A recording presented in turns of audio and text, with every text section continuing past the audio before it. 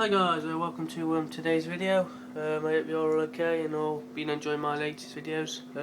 Today I'm just going to be doing a video on canister filters.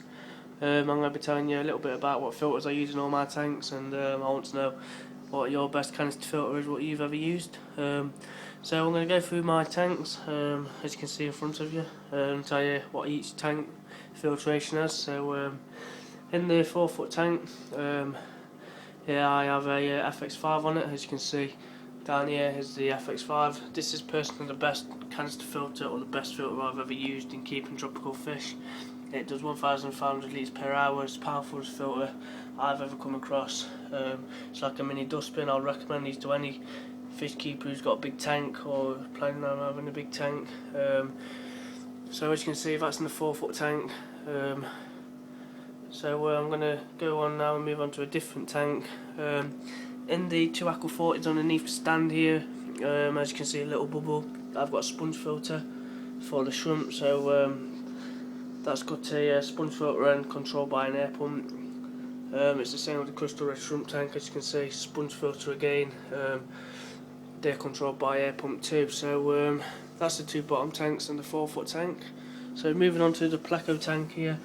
As you can see, I've got 3 sponge filters in there as well, because I've got shrimps in this one, plecos in this one, and plecos in this one, and I am planning on breeding plecos, so I don't want any powerful filters sucking up the fray, or I don't want any shrimps going up the filter. So that's why I choose to use sponge filters, the best for fray tanks.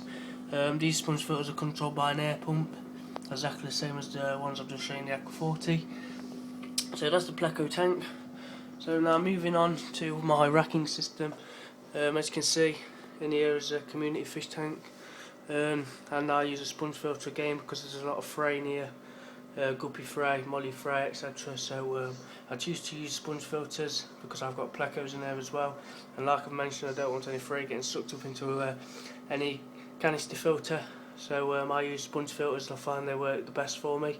So you're not going to see this tank the best, but in the axolotl tank here, as you can see, you can just make out it's a sponge filter. The axolotls are there. So I do recommend sponge filters, as I think they're brilliant and they're very easy to clean out and to get working. It's just a matter of getting an air pump attached to them. But my best canister filter, as I've already said, has got to be the FX5.